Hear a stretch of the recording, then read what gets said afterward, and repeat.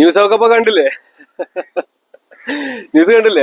അപ്പൊ ഇപ്പൊ എന്റെ ആ ഒരു ക്ലിപ്പെല്ലാം വന്നിട്ടുണ്ട്. അതോടൊപ്പം തന്നെ എപ്സിൻ ഫയൽസ് എല്ലാം പുറത്തു വന്നിട്ടുണ്ട്.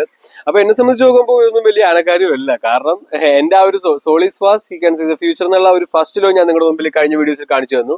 അതായത് ആത്മാവിനെല്ലാം മുൻകൂട്ടി അറിയാം, അതുകൊണ്ട് ട്രസ്റ്റ് ചെയ്യൂ.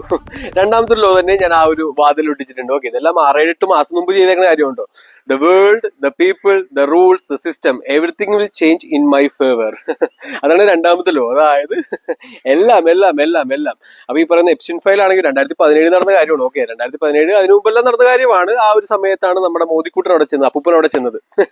ഈ പറയുന്ന സെക്സ് റാക്കറ്റ് ആണെങ്കിലും പെണ്ണുങ്ങളാണെങ്കിലും കാമം, ക്രോധം, ലോഭം, ഇതെല്ലാം നരകത്തിലേക്കുള്ള വാതിലാണ്. ആ ഒരു നരകത്തിലേക്ക് വാതിൽ എല്ലാവരും പോകും. പക്ഷെ നമ്മുടെ പ്രധാനമന്ത്രി, നമ്മുടെ അപ്പന്മാരെല്ലാവരും പോയിട്ടുണ്ട്. ഞാൻ അതിനെക്കാട്ടി ഒരു 200ാമത്തെ വീഡിയോയിലെല്ലാം ഞാൻ ഒരു വീഡിയോ കണ്ടിട്ടുണ്ട്. അതായത് നമ്മുടെ പൊളിറ്റീഷ്യൻസിനെയും നമ്മുടെ ഇവിടുത്തെ എല്ലാവിധ ജുഡീഷ്യൽ സിസ്റ്റത്തിനെയും അവർ പിടിച്ചു വെച്ചിരിക്കുന്നത് ബ്ലാക്ക് മെയിൽ എന്നുള്ള കൺസെപ്റ്റാണ്. അതായത് ഈ പറയുന്ന പെൺവിഷയമാണെങ്കിലും അവർക്ക് കൊടുത്തിരിക്കുന്ന ഡോളേഴ്സ് വഴിയുള്ള കൈക്കൂലികളാണെങ്കിലും എല്ലാത്തിനും ഒരു പ്രൂഫ് ഈ മൾട്ടിനാഷണൽ കമ്പനിയുടെ കയ്യിലും അമേരിക്കയുടെ കയ്യിലെല്ലാം വേണ്ട. അതിപ്പോ സമയമാകുമ്പോൾ അവർ പുറത്തേക്ക് വിടും. ഓക്കെ, അതായത് ഇതെല്ലാം ഈസിലി തന്നെയാണ്. അല്ലെങ്കിൽ ഞാൻ വെറുതെ വന്നിട്ട് ഒരു 25 വയസ്സുകാരൻ, ഒരു സാധാരണ ഒരു ഫാർമർ വന്നിട്ട് ഈ മന്ത്രിമാരെയും പ്രധാനമന്ത്രിയും ജുഡീഷ്യനെയൊക്കെ വെല്ലുവിളിക്കും തോന്നുന്നുണ്ടോ? അപ്പൊ ഇതെല്ലാം ഇങ്ങനെ തന്നെ ആകുമെന്നും ഇതെല്ലാം കറക്റ്റ് സമയത്ത് ആ കാലചക്രത്തിന്റെ കർമ്മ ഇങ്ങനെ തിരിഞ്ഞിരിഞ്ഞു വരുമ്പോ ആരെല്ലാം തെറ്റ് ചെയ്തിട്ടുണ്ടോ, ആരെല്ലാം നുണ പറഞ്ഞിട്ടുണ്ടോ, ആരെല്ലാം അധർമ്മം ചെയ്തിട്ടുണ്ടോ, അവരെല്ലാം മുമ്പിൽ വരും. അത് ആ യൂണിവേഴ്സൽ ചേഞ്ച് ആണ്. ഓക്കെ, ഈ പറയുന്ന ഹിറ്റ്ലർ എല്ലാം പോയതുപോലെ തന്നെ. അപ്പൊ ഇതാണ് അവിടുത്തെ ഒരു അവസ്ഥ. അതായത് കുഞ്ഞുങ്ങളെ എല്ലാവരും ആ ഒരു രീതിയിൽ സെക്സിന് വേണ്ടിയിട്ട് അവർ യൂസ് ചെയ്യും. ഓക്കെ, പക്ഷെ അവരെ സംബന്ധിച്ച് നോക്കുമ്പോൾ അത് തെറ്റല്ല. അവർ കുരങ്ങിൽ നിന്നുണ്ടായി എന്നുള്ള തിയറി ഉപയോഗിക്കുന്ന ആൾക്കാരെ, ബിഗ് ബാങ് തിയറി, കുരങ്ങിൽ നിന്നുണ്ടായി. അപ്പൊ കുരങ്ങൾക്ക് അച്ഛനും അമ്മയും പെങ്ങളൊന്നുമില്ല. പക്ഷെ ഇന്ത്യ, ഭാരതം അങ്ങനെയല്ല.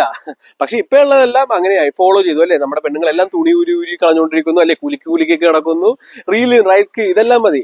അതോടൊപ്പം തന്നെ ഞാൻ പറഞ്ഞിരുന്നു അവരുടെ ആ ഒരു വാർ അഗെയിൻസ്റ്റ് ഹ്യൂമാനിറ്റി, അതായത് അച്ഛനും അമ്മയും പെങ്ങളെയും തിരിച്ചറിയാതാക്കണം, കുഞ്ഞുങ്ങളെല്ലാം ആ ഒരു സെക്സിലാക്കണം.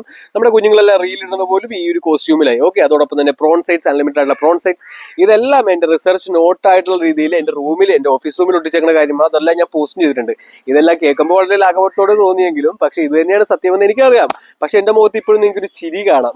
ഓക്കെ, ആ ഒരു ചിരിയിൽ ഇനിയും കുറച്ച് കാര്യങ്ങൾ നിങ്ങൾ അറിയാനുണ്ട്. ഇതെല്ലാം പയ്യെ എറിഞ്ഞുകൊണ്ടിരിക്കും. ഓക്കെ, അപ്പൊ പക്ഷെ കുറച്ച് വിഡ്ഢികൾ ഇപ്പൊ ഈ പറയുന്ന സുരേഷ് ഗോപി ആണെങ്കിലും ഈ പറയുന്ന BJP ആണെങ്കിലും എല്ലാവരും വരും, അത് ഞങ്ങളുടെ മോദിയല്ല.